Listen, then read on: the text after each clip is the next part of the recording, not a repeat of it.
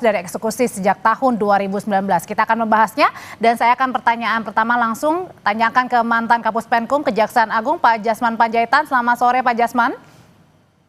Selamat sore Mas, selamat sore. Ya Pak Jasman, pertanyaan pertama saya, apa benar ini di lingkungan kejaksaan bisa ada intervensi politik terhadap jaksa yang ingin mengeksekusi seseorang, terutama dalam kasus ini, kasusnya Sylvester Matutina? Ya, untuk menjawab itu ya perlu ada penyelidikan. Apa ada informasi-informasi yang mengarah ke ada orang-orang dari Jakarta Selatan yang melakukan seperti itu. Karena terus terang untuk masalah ini juga kan harus kita juga telisik ya dari pihak Mahkamah Agung. Harusnya pihak Mahkamah Agung segera menyerahkan salinan putusan. Apakah salinan putusan ini sudah diberikan kepada Kejaksaan Negeri Jakarta Selatan? Itu memang kalau waktu zaman saya jadi jam jaksa agung muda pengawasan, ada berita-berita di medsos, itu langsung saya turun ke bawah, cuma nyelidiki ini. Nah, ini harapan kita memang harus proaktif ya. Jaksa agung muda Jampidum yang pertama, terutama jaksa agung muda tindak pidana umum, harus juga melakukan penelitian. Tapi, ya, oke, penelitian itu Pak Jasman sebenarnya berarti apakah bisa begitu, ada intervensi politik dalam tanda kutip terhadap kejaksaan? Saya kira nggak mungkin, karena nggak ada gunanya. Bagi kejaksaan nggak ada gunanya. Karena pasti disorot wartawan, disorot pengamat hukum di negeri ini.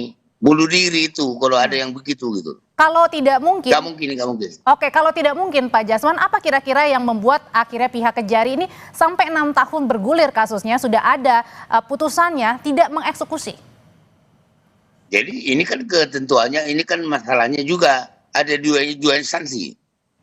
Apakah dari jajaran dari Mahkamah Agung, dalam hal ini sekretariat dari Ketua Muda Pidana Umum, sudah mengirimkan itu sesuai dengan surat edaran Mahkamah Agung nomor 1 tahun 2011, dan kebetulan demikian juga di dalam surat edaran Mahkamah Agung nomor 6 tahun 2017.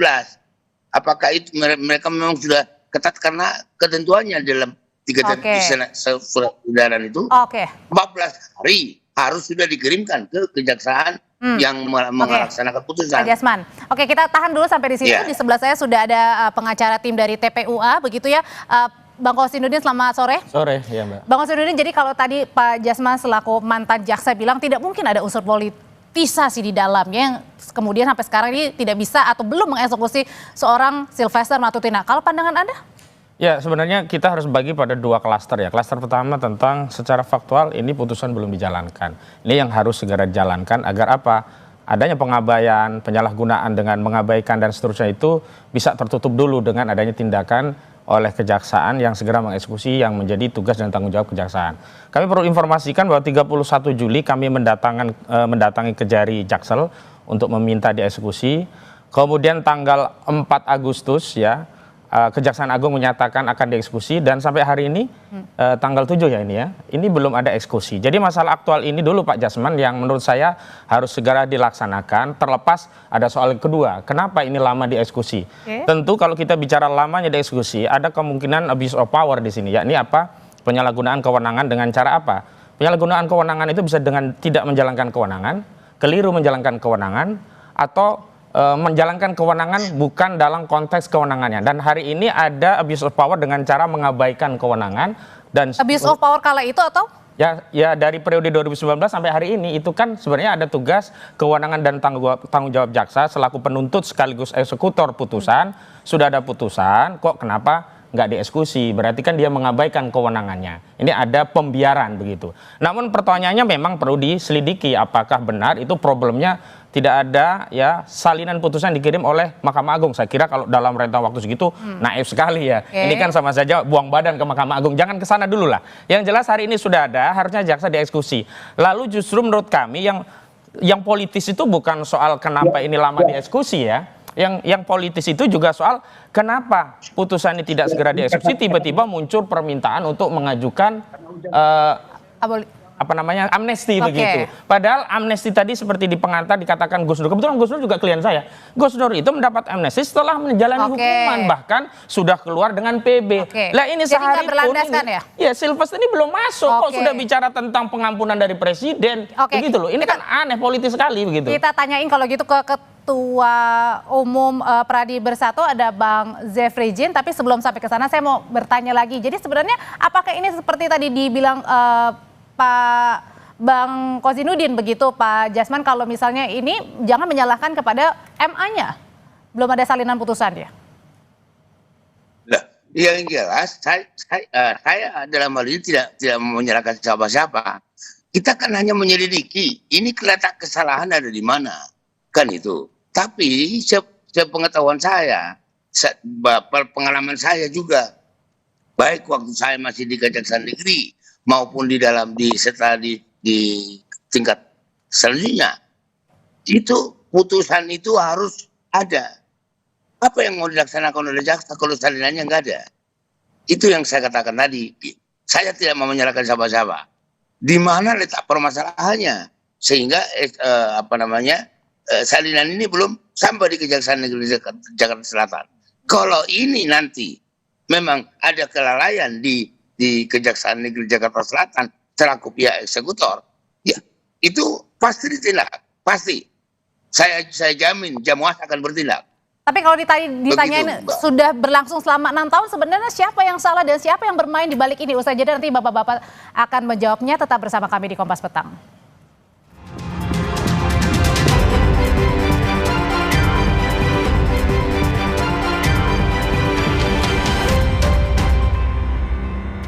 Menyambung pertanyaan saya sebelumnya, siapa yang sedang bermain dalam kasus eksekusi yang sampai dengan sekarang ini belum juga dilakukan untuk Silvester Matutina? Sudah bergabung bersama saya ada Ketua Umum Pradi Bersatu, Bang Zefrijin. Sore, Bang. Ya, selamat sore, Mbak. Ya, selamat sore, Bang. Mbak. Ya, langsung pertanyaannya ke Abang. Bang, kalau tadi diduga kemudian ada yang bermain sebenarnya. Siapa sih yang bermain dalam kasus untuk eksekusinya Silvester Matutina sehingga 6 tahun bergulir sudah ada eksekusinya, sudah ada putusannya tapi belum dieksekusi, Bang? Ya, kalau kita kan melihat bahwa kasus ini bergulir sudah 6 tahun.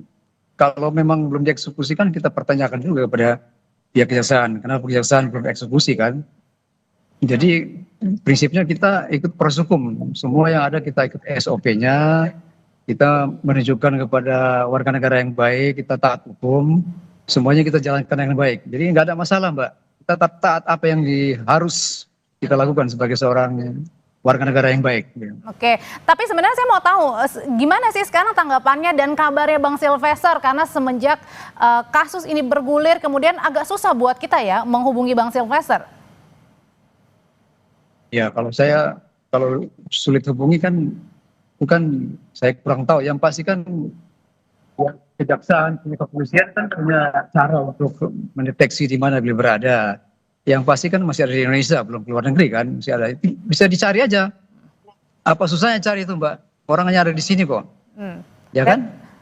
Oke, berarti kalau ditantang bisa dicari begitu, Bang Kozinudin? Iya, kita ini kan negara, jadi negara kayak main-main loh. Kejaksaan kan sudah ultimatum, bahkan melalui statement ya Kejagung yang menyatakan kalau nggak datang diundang ya akan kami eksekusi. Itu sejak tanggal 4 Agustus yang lalu sampai hari ini. Ini kan persoalannya yang menjadi pertaruhan adalah wibawa institusi negara, dalam hal ini Kejaksaan Agung. Bukan soal apakah eksekusi itu harus dilakukan atau tidak. Harus, tidak ada pilihan kemudian bernarasi, ada damai dan seterusnya. Itu udah selesai lah. Hari ini fokusnya agar mengobati apa yang menjadi praduga publik itu ada permainan itu tidak benar. Pertama eksekusi dulu. Hari inilah kalau Kejaksaan Agung mendengar acara ini, hari ini eksekusi dulu. Baru kita bicara ada apa di balik lambannya eksekusi selama 6 tahun. Apakah di sana ada penyalahgunaan kewenangan, ada obstruction of justice. Ini diteliti lagi. Dan saya setuju segala yang terlibat dalam proses ini harus ditindak. Kenapa? Kita tidak ingin menjadi presiden buruk seolah-olah hari ini orang bisa melakukan pelanggaran hukum dan kemudian bernarasi, ayo selesaikan di pengadilan. Begitu dieksekusi pengadilan dalam putusan yang sudah inkrah loh, ini kasasi.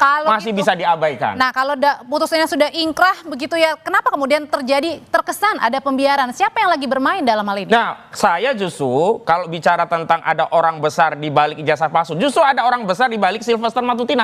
Nggak mungkin kalau nggak ada orang besar ini diabaikan. Memang benar Bang, ada orang besar di balik putusan ini, eksekusi yang belum kemudian dijalankan nih.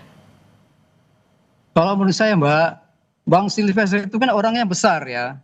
Jadi kalau dia sudah besar, dia nggak butuh orang besar di belakang. Kalau besarnya mungkin bayangan yang besar, Mbak. Kalau ada yang melindungi? Ya, itu yang pertama. Itu yang pertama. Yang kedua, pihak sebelah itu yang lebih besar. Pihak sebelah yang lebih besar, seharusnya pihak sebelah yang lebih mampu lah. Kenapa tidak bisa mengeksekusi, ya kan? Sebenarnya begini, Mbak. Jadi nggak ada orang lebih besar. Bang Sylvester cukup besar itu, dia nggak butuh orang besar lagi untuk melindungi dia. Berarti artinya siap Ya, juga nanti ketika dipanggil oleh Kejari untuk kemudian langsung mengeksekusi? Iya, mana surat panggilannya? Sudah ada nggak surat panggilannya? Kan harusnya prosedurnya begitu dong, dipanggil dulu secara resmi. Jadi Kalau belum dipanggil Bang sampai sekarang? Dipanggil paksa, kan begitu, jemput. Kan belum ada surat panggilan sampai saat ini, terus gimana? Oke, belum ada, katanya tinggal nunggu. Sebenarnya kan sudah ada statement, udah ada undangan dari Kejari Jakarta Selatan, itu Kapuspen Kejaksaan Agung loh yang menyatakan itu.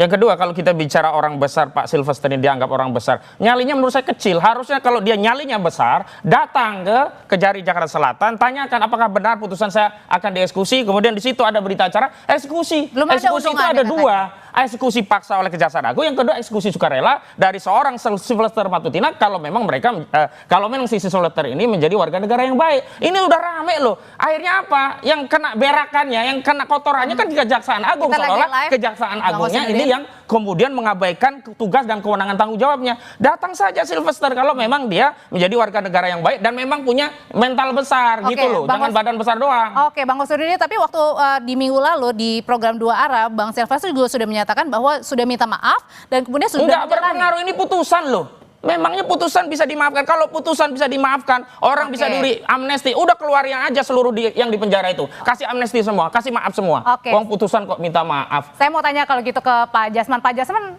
memang bisa bahwa ketika seseorang sudah ada putusannya, kemudian belum dieksekusi, tapi kemudian karena minta maaf akhirnya tidak jadi? Oh, enggak ada itu. Ya, ini kan masalah eksekusi. Minta maaf itu waktu di penyelidikan itu atau penyidikan. Ya, tapi kalau udah diputus nggak ada lagi cerita minta maaf gitu. Baik. Nggak ada, laksanakan dulu. Seperti tadi yang dikatakan beliau itu, ya ini harus inilah. Jadilah jadi warga negara yang taat hukum gitu loh. Oke, balik lagi ke Bang Jeff. Bang Jeff, betul nggak sebenarnya ini dugaannya jangan-jangan juga ada orang besar nih di balik kasus Sylvester Matutina ini? Saya dibilang tadi, Bang Sylvester itu udah besar, dia nggak butuh orang besar lagi di belakang dia. Sekarang persoalannya itu gawainya siapa? Gawainya kejaksaan atau gawainya Bang Sylvester? Bang Sylvester kan dia kan terpidana, dia ikut peraturan hukum yang ada, SOP-nya mana, surat panggilannya mana. Kalau ada pasti dia datang dong sebagai warga negara yang baik. Jadi nggak ada orang besar di belakang itu, nggak ada. Kalau Pak Mahfud sendiri menduga ada kemudian pasti ada yang melindungi nih? Ya itu dugaan Pak Mahfud boleh aja. Saya juga bisa menduga, kalau ngomong menduga saya bisa menduga. Jangan-jangan juga Bang Sylvester ada orang luar negeri yang melindungi. Bisa aja kalau memang kita bicara tentang duga-dugaan. Orang besar di luar kan banyak itu yang lebih besar dari Bang Sylvester bisa yang melindungi. Ya tapi kita nggak tahu. Itu dugaan saja kan Mbak. Karena Pak Mahfud menduga, saya pun menduga. Nanti yang lain juga menduga, ya kan? Sama-sama kita bisa menduga. Yang paling penting adalah mana surat panggilannya supaya warga negara yang baik dia akan taat hukum, dia akan datang. Oke, gitu, Pak Jasman, sebenarnya kalau sudah gaduh di publik ini dan juga sudah berlalu 6 tahun begitu, apakah kemudian kasus ini bisa diambil alih oleh pihak Kejaksaan Agung? Loh, bisa saja. Sebenarnya tidak perlu ke Kejaksaan Agung. Jajaran Kejaksaan Negeri Jakarta Selatan seharusnya sudah proaktif, jemput paksa. Kenapa sih? Emang siapa sih Sylvester hebat banget gitu? Makanya saya katakan tadi, ini di mana letak kesalahan ini? Jangan dulu langsung ke kejaksaan yang melakukan kesalahan. Apa betul salinan itu sudah datang. Tunjukkan salinan itu. Kalau memang ada. Biar nanti datangin kan. Namun itu juga kita sama-sama udah dengar dari Kapuspen bahwa ini sudah di. Berarti artinya di sini tidak perlu ada surat panggilan, Pak Jasman. Artinya bisa langsung jemput paksa. Harus dulu, harus ada panggilan dulu. Bukan pertama, panggilan kedua, ketiga tidak datang, baru jemput paksa. Kan gitu.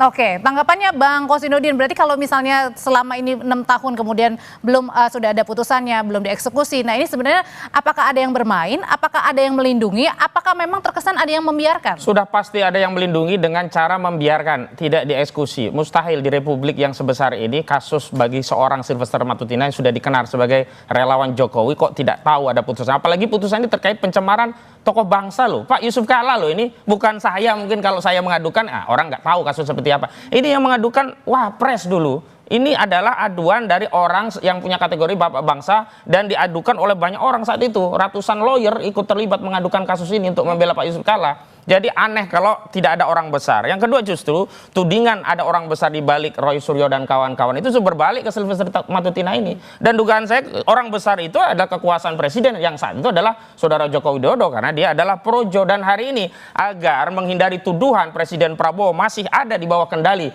saudara Joko Widodo segera eksekusi. Dan dalam hal ini Kejaksaan Agung ada di bawah kekuasaan dari presiden, segera jalankan. Dan kalau Kejaksaan Agung itu memang bukan eksekutor langsung, segera perintahkan kepada Kejaksaan Negeri Jakarta Selatan. Jangan dibikin lama begini. Kita bicara tentang asap apinya yang sudah membara, nggak segera kita siram. Kasihan rakyat melihat, oh kok ada terpidana keluyuran ke sana sini, malah hadir di media ini, media itu, podcast sana, podcast sini. Nggak ada wibawa hukum di hadapan mereka ini jadinya. Oke, kalau gitu sebenarnya kalau dilihat sendiri Pak Jasman, kalau yang Anda lihat kasusnya sudah bergulir, apalagi tadi seorang mantan Wapres ya yang kemudian melaporkan untuk kasus Bang Sylvester seperti ini. Sebenarnya apa sih yang kendalanya begitu untuk tidak mengeksekusi, Pak Jasman? Kalau saya mengatakan dugaan saya kuat, salinan ini belum diterima oleh Kejaksaan. Dalam hal ini Kejaksaan Negeri Jakarta Selatan. Itu dugaan saya. Kalau sudah ada, sudah sampai langsung dieksekusi itu. Tapi kemudian masuk logika nggak Pak Jasman ketika salinannya belum ada, belum diserahkan, ini sampai 6 tahun? Ya kan kok ya sampai 10 tahun juga kalau nggak dikirimkan oleh Mahkamah Agung. Kapan nyampainya ke Kejaksaan? Kan gitu. Itu makanya saya bilang jangan langsung menuding Kejaksaan yang salah. Mari kita lihat ya siapa terjadinya kesalahan ini, di mana letaknya. Itu kita telusuri. Di Kejaksaan Agung juga harus diteliti di mana letaknya. Kan itu. Harusnya pihak Mahkamah Agung juga dalam hal ini Komisi Judisial juga turun tangan. Atau jajaran pimpinan di Mahkamah Agung juga harus menyelidiki di mana kesalahan ini.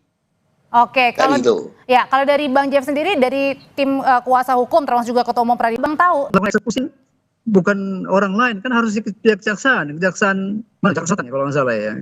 Ya silakan, kita taat hukum kok, warga negara yang baik. Bang Sylvester saya kira. Dan tidak kemana-mana ya Bang Sylvester ya? Oh enggak, jiwa kesatrianya ada kok. Aturan hukumnya kan begitu, nggak ada panggilan kalau kita sorong-sorong dia itu nggak benar juga. Harus ada prosedurnya benar, kirim surat yang benar, alamatnya juga jelas, untuk apa segala macam kan jelas itu. Tinggal beliau datang sesuai dengan panggilan kejaksaan kan begitu ceritanya. Oke, tinggal nunggu katanya Bang, sudah siap. Rakyat itu ya butuh yang konkret, yang mudah dipahami gitu loh. Kalau itu putusannya masih sebulan 2 bulan mungkin ada pemberkasan yang belum jadilah. Ini udah 6 tahun loh. Jadi rakyat itu tahunya kapan eksekusi, udah proses prosedur, ya itulah kewajiban aparat negara yang selama ini sudah digaji oleh rakyat.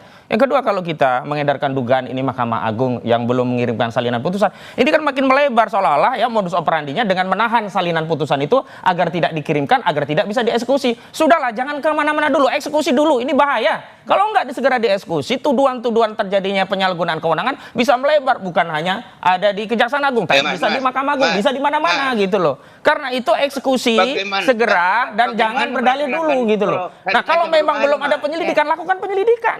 Jangan kemudian membangun narasi dugaan dari Mahkamah Agung. Kalau dugaan itu akhirnya orang mengerti, oh modus operandinya Mahkamah Agung nih nggak kirim salinan, sehingga jaksa nggak bisa eksekusi. Kan orang bisa berpikir liar. Oke, kita dengarkan dulu apa Pak Jasman tadi tanggapannya. Ya, sekarang dengan apa Kejaksaan Agung mengeksekusi? Mengeksekusi itu kan harus ada salinan minimal.